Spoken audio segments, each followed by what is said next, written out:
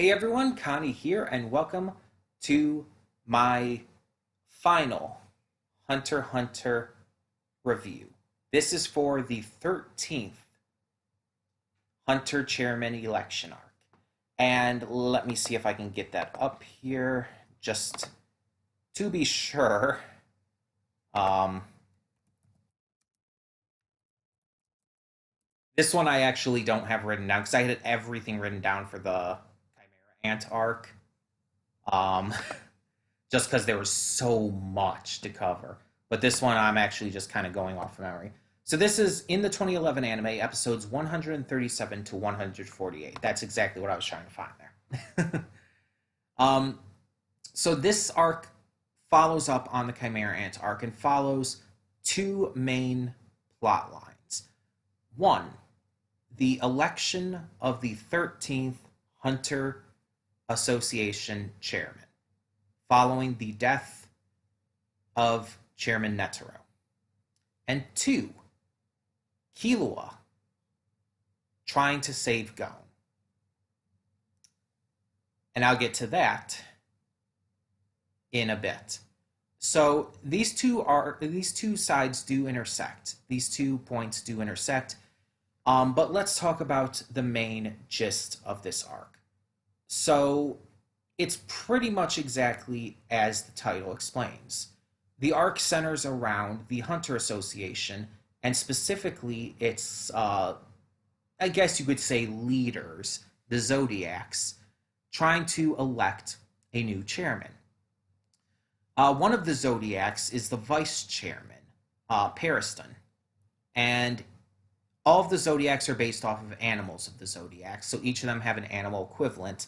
Pariston is the rat, and you get that very easily. He is a rat for sure. But there's other characters within there too, including Gene, Gon's father, who I believe is the boar, I want to say. Um, I don't remember all of their names and everything, so I'm kind of going off of memory more for this one, just because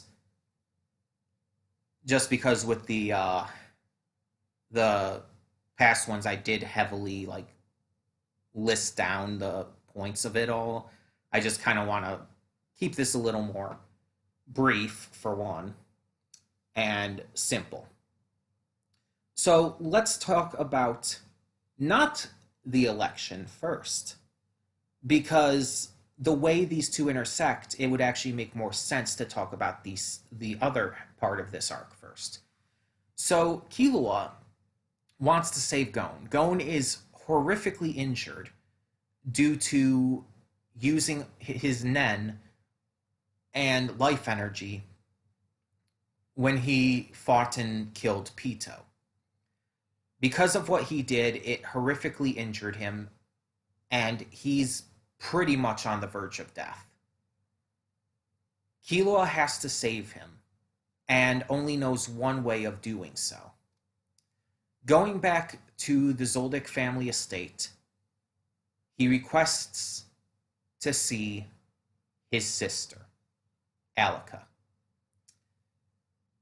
Alika is the only daughter of the Zoldyck family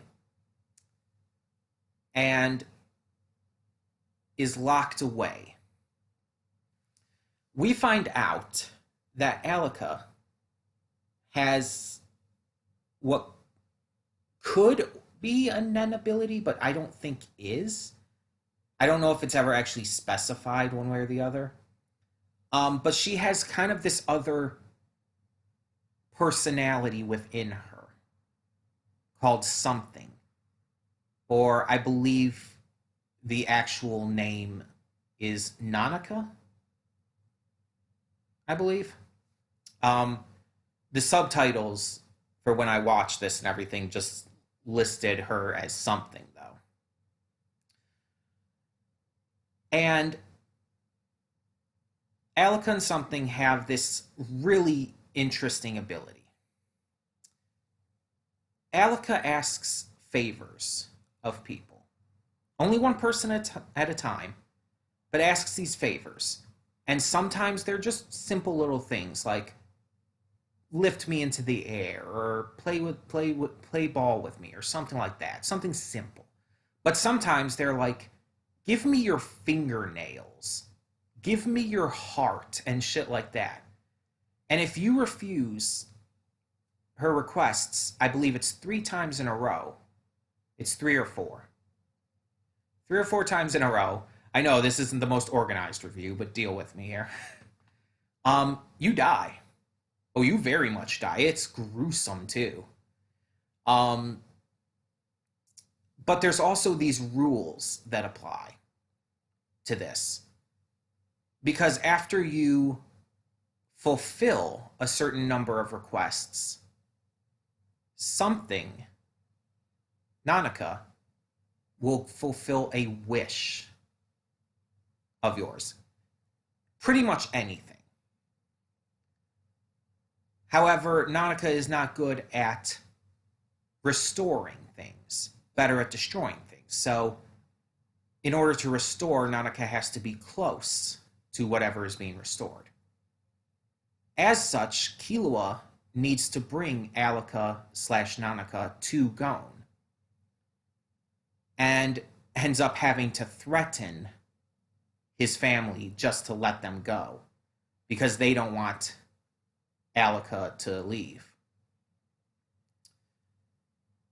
And begrudgingly, his parents agree, but only if multiple butlers go with them to make sure that no family secrets and whatnot are let out.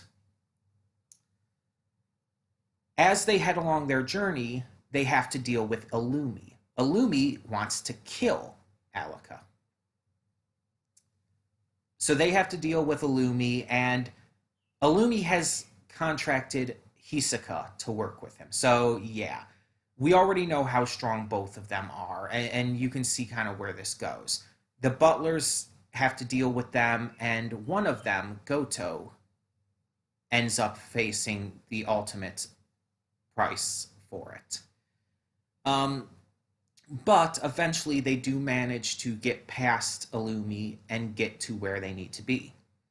With Alika and Nanaka's help, Killua does manage to heal Gon. And that's kind of where this part of the story ends and converges with the other parts. So let's go into the second part of this arc. The second part is the chairman exam. So the Zodiacs meet together to determine how they're going to hold the election, what they're going to do, and they basically decide that they're going to hold an election, have all the hunters be required to vote, and a winner can only be determined if a certain amount of votes is received by a single person. Otherwise, they have to retake the election, retake the voting, just they cut down the number of people running each time. During this, we get to meet the various different people running, and most of them are Zodiacs, but there's some others as well who we get to meet. And honestly, the most interesting ones are the Zodiacs, at least for the most part. I already talked briefly about Periston, but it's made very clear quickly that Periston is also trying to manipulate this election, not to necessarily win, but to go in accordance with his plans. We see that Jane isn't really interested in the election, in participating or running. And so he just doesn't show a lot of interest, though he does get quite a bit of focus within the episodes. And we see other members who are earnestly trying to win in order to help the Hunter Association continue to grow and better itself, such as Cheadle. Cheadle, out of all the Zodiacs, is easily my favorite. And yes, that includes Jane as well. Cheadle is the dog, and on top of being adorable, On top of having the same actress as Tony Chopper from One Piece, which is hilarious to me. Because when she gets angry and starts yelling, it's super obvious that it's Chopper's voice, and it's really funny to me for some reason. Um, but on top of all that kind of stuff, I like what she's trying to do. She is, in my opinion, the best candidate for the job. And I think the one that would be the best as chairman going forward. So we see them debate and everything. They talk to the other hunters and stuff who are there to vote and everything. And they end up creating this locked room situation. They have a bunch of the hunters, most of them, I would wager, in a locked room, and it's like, okay, we can't leave until the chairman is chosen. Chairman must be chosen here. We will keep holding the vote until someone gets the majority we want. And so they do. But they also hold these like little speeches with the contenders and everything. And at one point they're taking questions and Leorio comes in. Leorio, who is finally relevant again. It's been a while. He comes into play and he asks Jing a question. Why haven't you been looking, or why haven't you been finding out what's been going on with your son? Why haven't you been seeing him after his injury and everything? All of those, that kind of question. And Jing basically just gives an asshole answer, like saying that he's not needed to. So Leorio gets really fucking pissed, uses his Nen to teleport his fist up to the stage just to punch Jing. And it is this really cool moment. It's really intense, it's really powerful, and just seeing Leorio stand up for Gon in that regard and see Jing getting knocked on his ass like that, it's really, really good to see. Because let's be honest, Jing is not a good father, and he's questionably, it's questionable if he's a good person. I don't think he's like a terrible, horrible, evil person or anything, but you know what I mean. So after this point, the other hunters start voting for Leorio, so he gets involved in the election as well against his will. And his stance is basically like, if I'm elected, I'm going to help Gon. I'm going to force all of you to help Gon. That's it. That's all he has to say. That's all he cares about. And people still vote for him.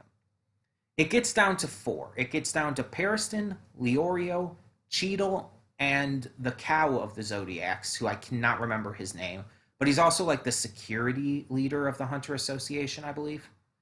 But let's be honest, we know who it's really down between the other three. So we get to some more discussions and stuff, but having been healed by Alika and Nanaka, Gon makes his return. He gets to reunite with Jing for real, like really reunite with him. And his first thing, like, because they kind of burst into the room that all of this is being held in. The first thing he does, he runs up to Jing and apologizes for Kite's death. And it's like, oh, you sweet summer child. You don't have to do that. And which Jing actually does basically tell him as well. It's like, you don't have to apologize. You have nothing to apologize for. So, yeah. But they agree to talk more later and everything. And the election continues. Leorio now kind of being out of it, basically, because he has no motivation to continue at all anyway. In the end, Periston wins, but then he gives up the seat. And it was surprising in both regards. The fact that he won, and the fact that he gave up the seat afterwards. And I think he only won because I think Leorio just said, "Give my votes to Pariston," basically. Um, it surprised me that he won, but it also surprised me that he decided to just relinquish the seat. But he only did so after naming his vice chairman. He named his vice chairman to be Cheadle, and then he relinquished the seat to her, making Cheadle the chairman, the 14th chairman, specifically, because he was technically the 13th. So Cheadle ended up as the chairman in the end, but Pariston was the one who actually won the election. And Cheadle was not happy about that. She was not happy about being manipulated like that. Um, and I don't blame her. Pariston definitely has some more sneaky bullshit going on. And I don't know how that's going to end up. Um, Killua, Gon, and Alika hang out and stuff after this. After Killua finally not only accepts Alika, but Nanaka as well. But eventually they end up splitting up. And like really splitting up this time. Killua decides to spend more time with his sister Alika now that she's free of the restraints of the Zoldyck family, who let her go after all of this happened and after Killua proved he was the only one who could really control her. And Gon is going to find his father, who told him to meet him on top of this world tree. So, at this point, Killua's story ends in the Killua and Alika go their own way, and we focus on Gon. We focus on him climbing the tree and finally meeting with his father and getting to talk. And they talk, they tell each other about their adventures.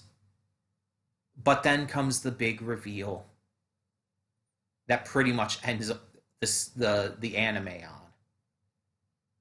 This world that they all know within that map, within the map that we've seen before and everything, is only a tiny portion of the actual world.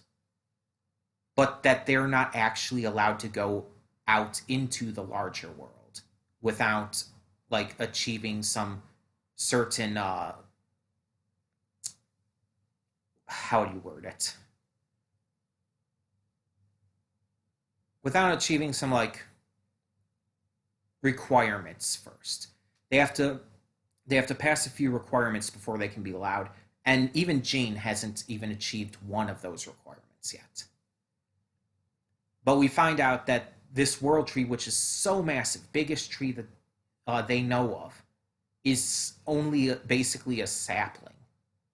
And not even close to fully grown. And the world out there is so much bigger. And I'm wondering why it's so restricted for them to get out. It makes you wonder what more is out there. And kind of makes you think that the Chimera ants may not have been actually that strong in the wide picture of things. So it really makes you think, considering everything we've seen so far. But that's basically where the 2011 series ends. And so let's go over a few final thoughts. First off, I want to talk about Alika quickly here. So it seems to be a debate within the fandom about Alika's gender. Because the Zoldicks refer to Alika with he, him pronouns, but Killua refers to her with she, her pronouns. And this, some people have read this in different ways, especially in regards to Nanaka and everything. But it's not like they're calling Alika like just an it or something. They're specifically referring to Alika with he, him pronouns. Not Nanaka, but Alika. And we see specifically that Killua refers to Alika with she, her pronouns. Again, very specifically, Alika. We also see Alika referred to not only with he, him pronouns, but as brother by Illumi. Yet Killua refers to Alika as sister. And we can see very clearly through watching that Alika is femme presenting, wearing typically femme clothes, with a more high pitched femme voice, acts very femme. Even the room that she's locked in is filled with stuff that is very typically seen as femme. So obviously, there's nothing wrong with guys liking that kind of stuff or even dressing that way or anything. No. Or non binary people either.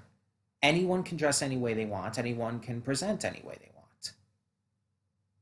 Like, even with the Zoldyck family, for example, there's also, oh God, what's the name? I can't think of the name right now.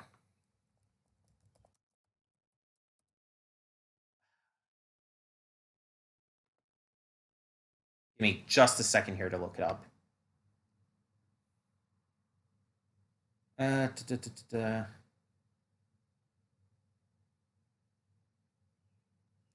Where are you? Where? Kaluto.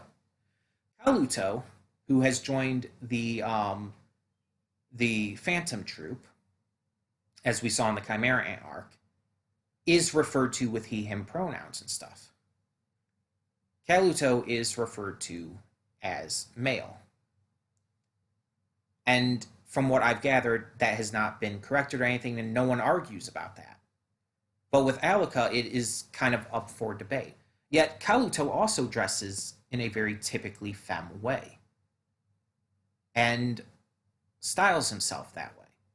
But again, it's never really a debate that I've seen with Kaluto, just Alika. And so the question remains is basically, is Alika trans? And that's a question I've seen across the internet and stuff. And from my view, based on the information we're given, I have to assume so. Yes. I have to assume that Alika is trans female. And that the Zoldyck family, who sees Alika in a negative light, refuses to acknowledge this, refuses to refer to her with she, her pronouns, referring to her as he, him, or as brother, or as son instead. But Killua, who is shown to be the only member of the Zoldyck family who actually cares about Alika, always refers to her with she, her pronouns, always refers to her as his sister. I think it's pretty clear. I really don't think I can see it any other way. That's just how the character seems to be written. And I wouldn't say it's necessarily the most blatant example of representation out there.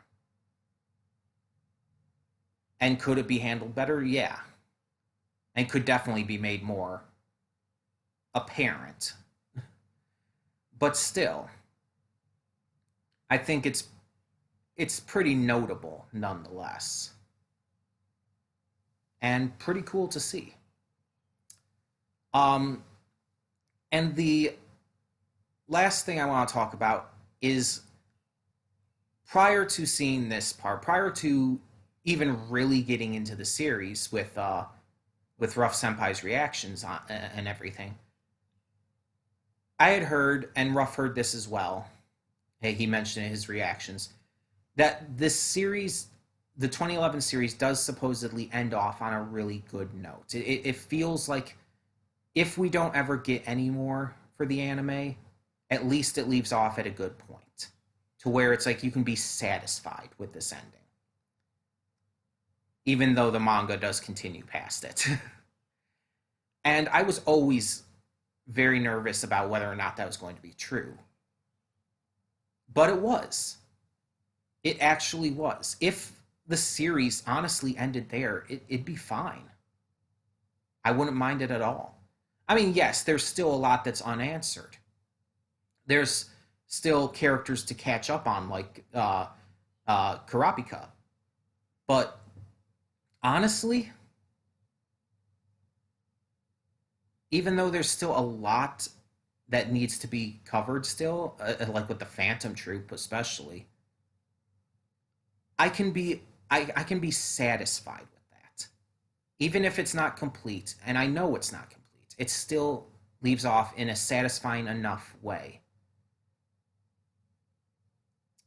Now, I would love for there to be more of the anime in the future, even if it just ends up being OVAs. I know there's another movie which I will be reacting to at some point, but we're just going to kind of have to take that one step at a time as to whether Tagashi gets into the just state where he can continue at a more reasonable pace. And it's we shouldn't like try to force that either. His health comes first always.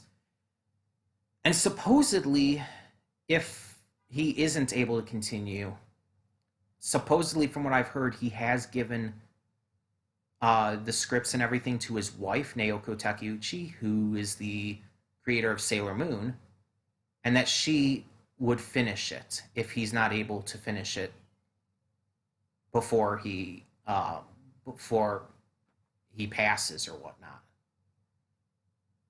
Basically, there's a plan in place just in case. But honestly, he should take it at his own pace because, again, his health comes first. And either way, while I'm probably not going to read the manga, even for after this point in the series, because I don't like manga.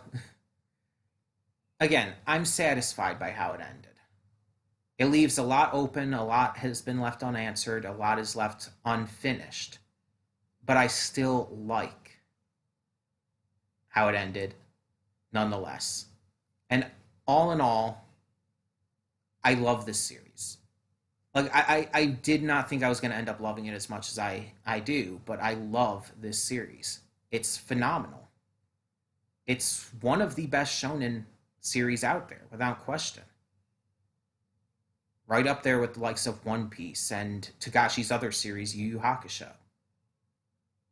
It's one of the best, without question. Um, I don't know if I would put it in my top 10 yet. I've got to think more about it before I can even make that decision. And I definitely don't know where in my top 10 it would be. I've definitely got to think about it more. I'm watching Blind Wave's reactions to it. I'm watching the SOS Bros reactions to it currently. So I'll definitely be able to watch more of it and really get more of a feel for it. Um, but we'll see. And as for this arc, the 13th Hunter Chairman election arc, I really liked it. I liked the depth it went into with Jing. I liked these Zodiacs and the other characters we got to focus on. And I liked how it was just really very much kind of a cool down arc after the Chimera Ant one. Even though there was still some intensity in it, especially with Alika and with healing Gon and everything, and Gon and Jean finally meeting. There was a lot of intensity. And there was probably a lot of things I didn't cover because I can't cover everything. And again, I didn't want this to be too overly long. It's already longer than I wanted it to be.